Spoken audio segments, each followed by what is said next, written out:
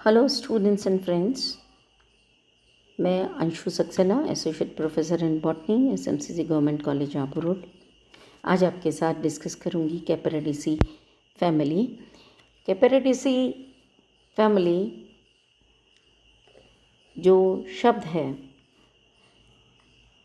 एक Arabic name है cover, जिससे इसका नाम पड़ा है, और इसको कैपेरेसी फैमिली भी कहते हैं, जो कि वंश कैपेरिस के नाम पे आधारित है।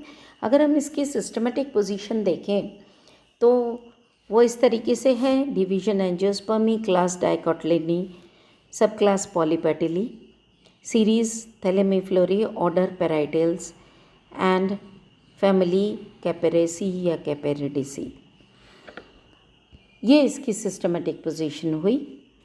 अब हम इसका डिस्ट्रीब्यूशन देखें तो कुल 46 जनरा हैं, जो कि 700 स्पीशीज़ के हैं, और अधिकतर tropical warm temperate stage areas के अंदर ये पाया जाता है। मेडिटेरेनियन जो एरियाज़ हैं वहाँ पर कैपेरिस काफ़ी ज़्यादा पाया जाता है।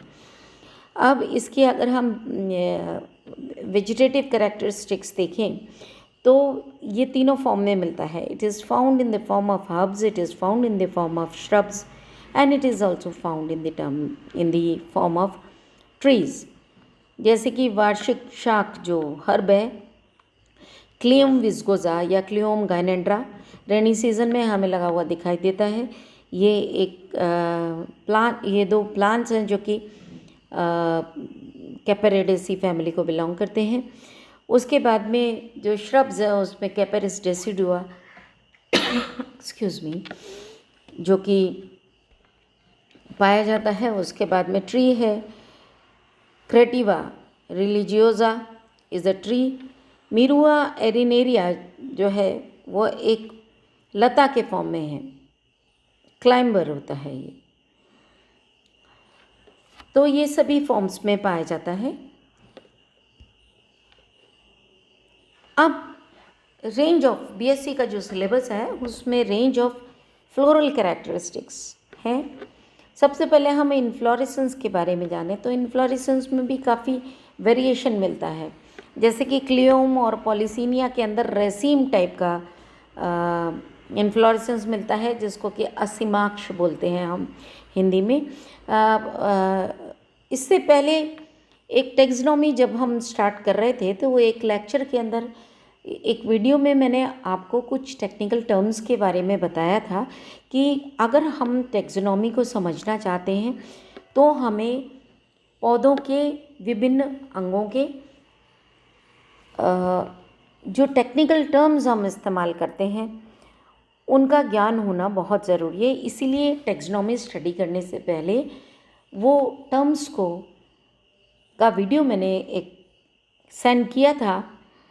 तो अगर आप लोगों को कुछ डिफ़िकल्टी आ रही है अभी भी इनको इन्फ्लोरेसेंस को समझने में या आगे किसी टर्म को समझने में डिफ़िकल्टी आए, तो उस वीडियो को एक बार आप फिर से देख लें, ताकि आपको ये क्लियर हो जाए कि किस टर्म का क्या मीनिंग है।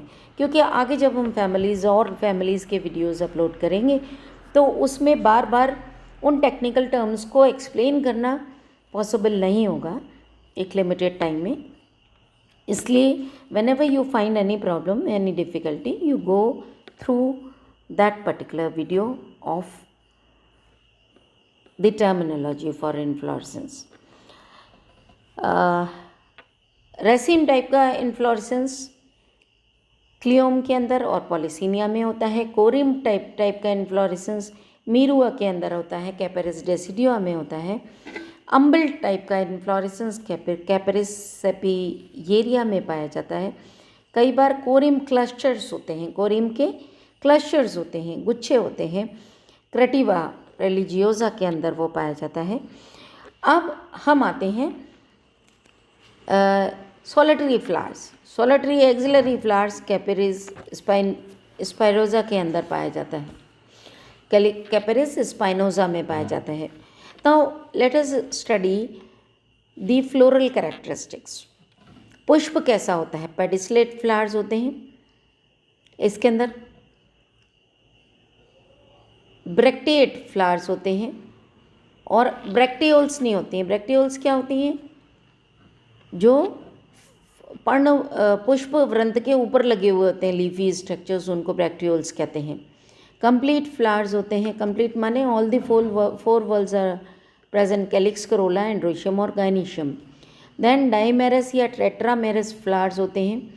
एक्टिनोमॉर्फिक फ्लावर्स होते हैं। एक्टिनोमॉर्फिक फ्लावर्स माने जब हम उनको किसी भी प्लेन में काटें सेंटर से होते हुए तो वो 2 बराबर भागों में बट सके। लेकिन कुछ प्लांट्स ऐसे होते हैं जैसे कैपेरिस डेसिडियोआ के अंदर, जिसके अंदर वो मीडियनली जाइगोमॉर्फिक होते हैं। हाइपोगाइनस फ्लावर्स होते हैं। हाइपोगाइनस माने जायांगधर, जायांगधर यानी ओवरी सुपीरियर। कैपेरिस कुल के जो कैरेक्टरिस्टिक्स होती हैं वो पेपरवेरेसी और क्रूसीफरी, उनके बीच के कैरेक्टरिस्टिक्स होती हैं। एक बहुत ही important characteristic, presence of gynophore and in some cases androphore. जायांगधर और पुजायांगधर, गाइनेंड्रोफोर और gynophore. What is this structure? ये इस फैमिली की बहुत ही कैरेक्टरिस्टिक फीचर है जो कि हमको बहुत याद रखनी है। जब भी कैपेरिडेसी का नाम आए, पहला कैरेक्टरिस्टिक हम ये बताएंगे कि प्रेजेंस ऑफ गाइनोफोर एंड गाइनेंड्रोफोर। ये कुछ देखिए, थैलेमस के ऊपर जब फ्लोरल पार्ट्स अराइज होते हैं, पहले कैलिक्स अराइज हुए, प्लेसेंटा के ऊपर कैलिक्स अराइज हुआ, उसके बाद में कोरोला हुआ, उसके बाद में एंड्रोशियम होता है नॉर्मल केस में। यहाँ क्या होता है, जहाँ एंड्रोफोर पाया जाता है वहाँ पर एक स्टेम लाइक स्ट्रक्चर प्लेसेंटा से निकलती है। थैलेमस से एक वो निकलेगी, जो पुष्पासन होता है उससे एक स्टेम लाइक स्ट्रक्चर निकलती है जिसके ऊपर स्टेमन्स लगे होते हैं। ये जो स्टॉक है जिसके ऊपर स्टेमन्स लगे हुए हैं, दिस इज कॉल्ड एज एंड्रोफोर। उसके बाद में जहाँ पर गाइनेंड्रोफोर होता है वहाँ पे पहले एंड्रोशियम भी एक स्टॉक पे होगा। जब स्टेमन्स निकल जाएंगे फिर वापस वो जो रॉड लाइक स्ट्रक्चर है वो एक्सटेंड होगी और उसके ऊपर फिर ओवरी लगी होगी। तो वो स्टॉक लाइक स्ट्रक्चर जो कि बियर कर रहा है ओवरी को, दैट इज़ दी गाइनोफोर। तो जिन केसेस में खाली गाइनोफोर होता है तो वहाँ स्टेमन्स तो नीचे से निकल जाते हैं, फिर उसके बाद एक रॉड लाइक स्ट्रक्चर आती है और उसके ऊपर गाइनीशियम होता है। तो उन केसेस में तो सिर्फ गाइनोफोर होता है, अदरवाइज एंड्रोफोर भी पाया जाता है और गाइनोफोर भी पाया जाता है। जैसे कि क्लियोम गाइनेंड्रा के अंदर, इसको गाइनेंड्रा नाम ही इसीलिए दिया गया है क्योंकि इसमें गाइनेंड्रस कंडीशन होती है, गाइनेंड्रोफोर पाया जाता है ना। जल्दी जल्दी अपन ले लेते हैं कैलिक्स के बारे में। कैलिक्स 4 होते हैं, 2-2 के 2 वल्स में होते हैं, एक वल नहीं होगा, 2 चक्र होंगे 2-2 के। स्वतंत्र होते हैं, फ्री होते हैं, पॉलीसेप्लस होते हैं। वॉल्वेट एस्टावेशन होता है इनके अंदर, या कभी कभी इम्ब्रिकेट एस्टावेशन। वॉल्वेट एस्टावेशन में किनारे, सेपल्स के जो किनारे हैं एक दूसरे के आमने सामने होते हैं, और इम्ब्रिकेट में एक सेपल के अंदर एक सेपल के बाहर, बाकी सबके अंदर बाहर ये होता है। इसके अलावा एम्ब्लीजिया के अंदर 5 बाह्यदल पाए जाते हैं जो कि नीचे से जुड़ जाते हैं, संयुक्त हो जाते हैं। रोएट्सिया के अंदर 6 बाह्यदल होते हैं, 3-3 के 2 वल्स के अंदर। देन कम्स द करोला या दलपुंज। दलपुंज 4 होते हैं, पॉलीपेटलस होते हैं, या तो नीचे से नख निकले होते हैं। नख क्या होते हैं? पॉइंटेड। अगर हम एक करोला को देखें तो उसमें ऊपर तो चौड़ा हिस्सा होगा और नीचे की तरफ एक पॉइंटेड सा हिस्सा होगा जिसको कि हम वृंत कहते हैं, नख कहते हैं। या तो नख युक्त होते हैं या फिर ससाइल होते हैं। ससाइल माने नख नहीं होता, डायरेक्टली लगे हुए होते हैं।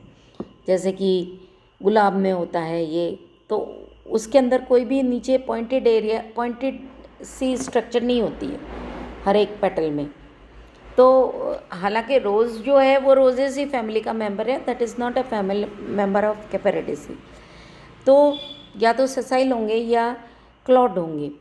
उसके बाद डायगोनली व्यवस्थित होते हैं, तिरछे व्यवस्थित होते हैं। इम्ब्रिकेट एस्टावेशन होता है, क्लियोम में वॉल्वेट एस्टावेशन होता है। क्लियोम के अंदर इम्ब्रिकेट होता है और क्रेटिवा के अंदर वॉल्वेट एस्टावेशन होता है। टेरोप्लेटम पेटेलम एक प्लांट है जिसके अंदर जो पीछे के दो दल हैं वो लंबे होते हैं और आगे के दो दल जो हैं वो छोटे होते हैं। एम्ब्लीजिया के अंदर भी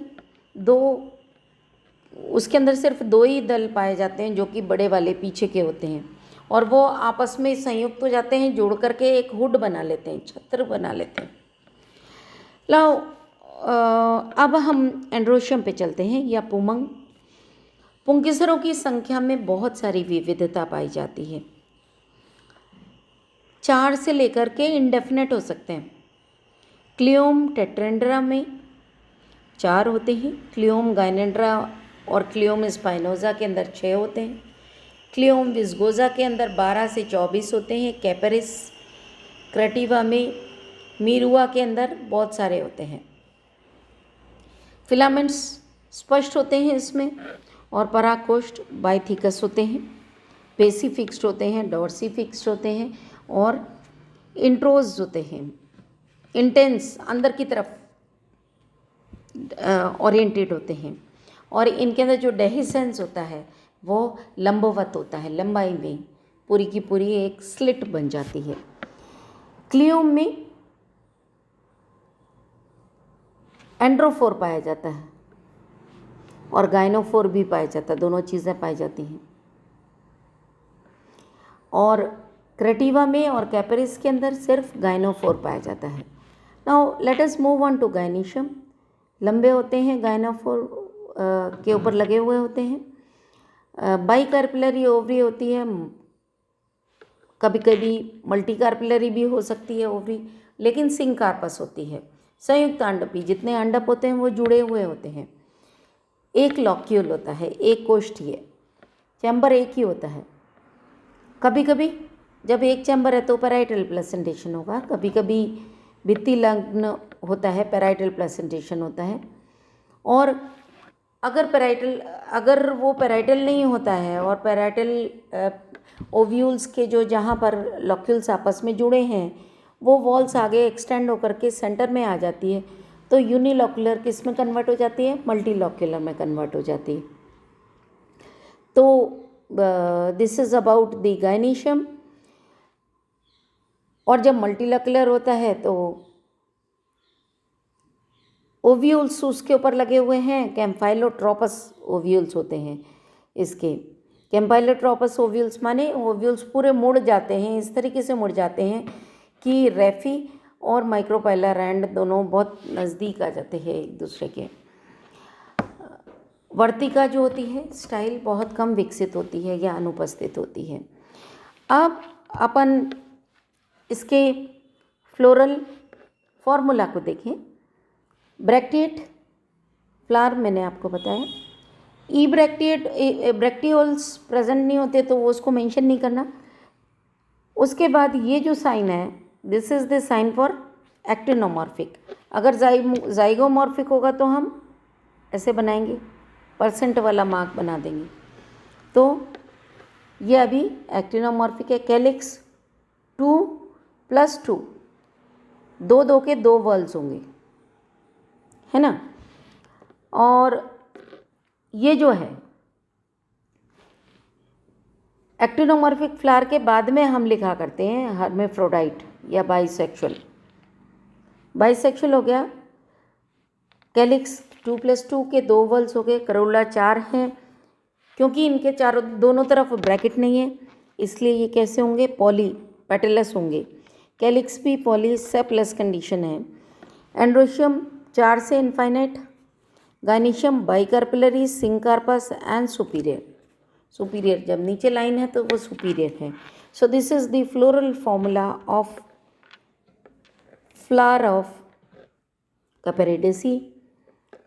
फ्रूट इसके अंदर क्लियोम में और कई सारे वंशों में सिलिकुआ होता है।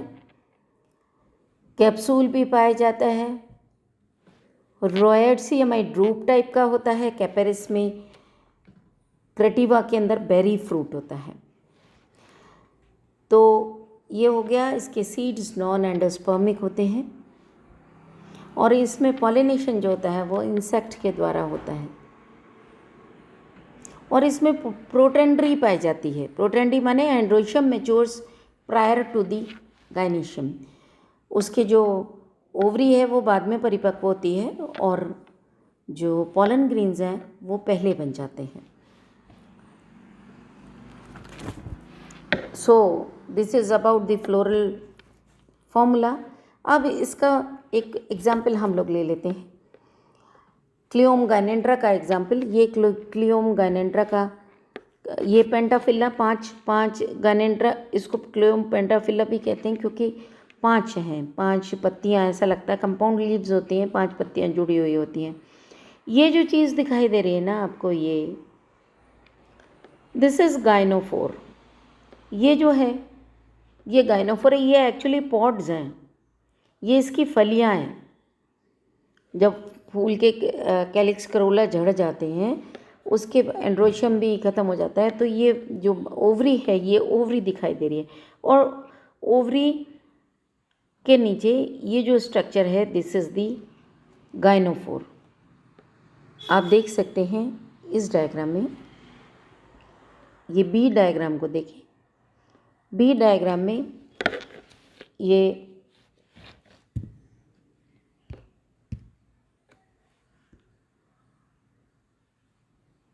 बी डायग्राम में ये थैलेमस है, ये सेपल निकल गए थैलेमस पे, ये पेटल्स निकल गए।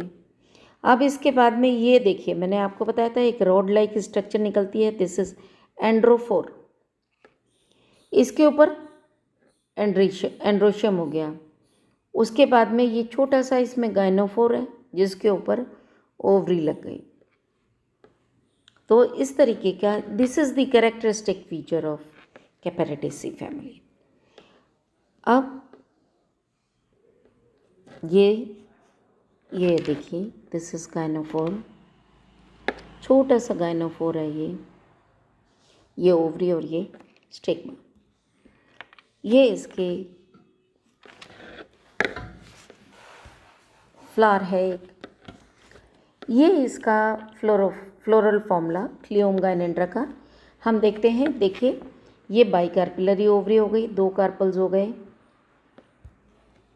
ये बाइकार्पिलरी ओवरी हो गई, 2 कार्पल्स जुड़े हुए हैं और पैराइटल प्लेसेंटेशन है, परिधि पे लगे हुए हैं, पैराइटल प्लेसेंटेशन हो गया।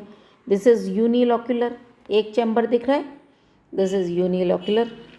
ये फ्लोरल डायग्राम जब हम बनाते हैं तो फ्लोरल डायग्राम बनाने के लिए सबसे पहले हम क्या बनाते हैं, I told you earlier also that we draw, first of all we draw mother axis,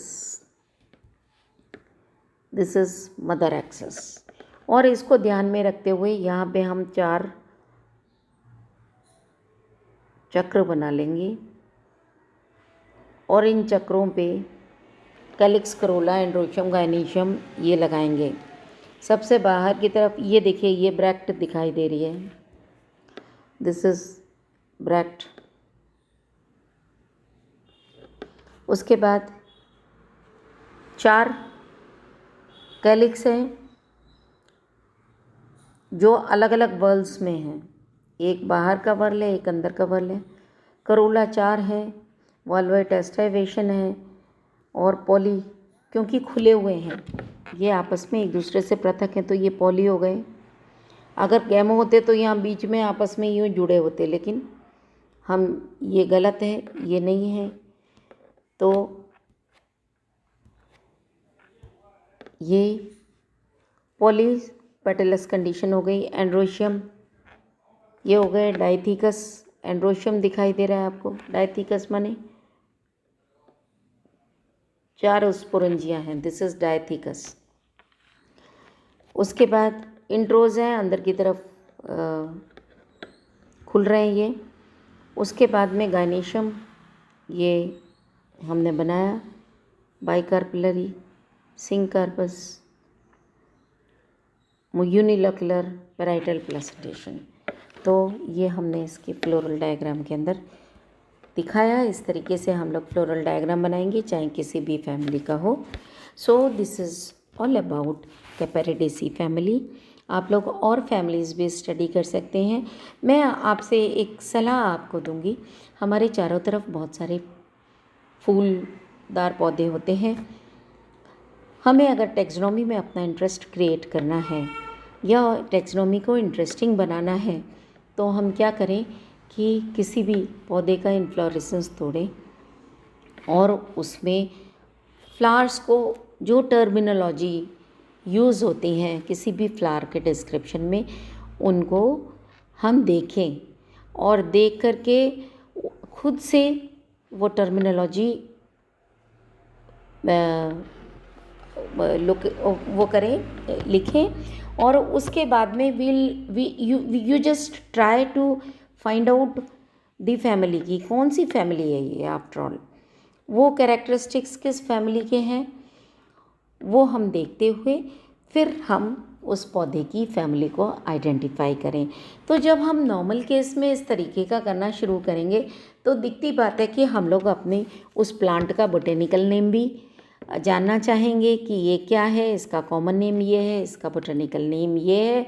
या आप अदर वे राउंड चलो कि आपने उस पौधे का कॉमन नेम आपको मालूम है, उससे आप उसके बोटेनिकल नेम पे जाइए, उस बोटेनिकल नेम से फिर आप फाइंड आउट करिए कि कौन सी फैमिली है और उस पौधे को लेकर के बैठ जाइए और उस फैमिली की कैरेक्टरिस्टिक्स खोल लीजिए और उसके हिसाब से try to find out those characters in that material और द प्लांट और द फ्लावर। तो जब हम ऐसा करेंगे तब हमको टेक्सोनॉमी बहुत इंटरेस्टिंग लगनी शुरू हो जाएगी। So friends, this is all for today. I will be coming with a new video very soon with a new family.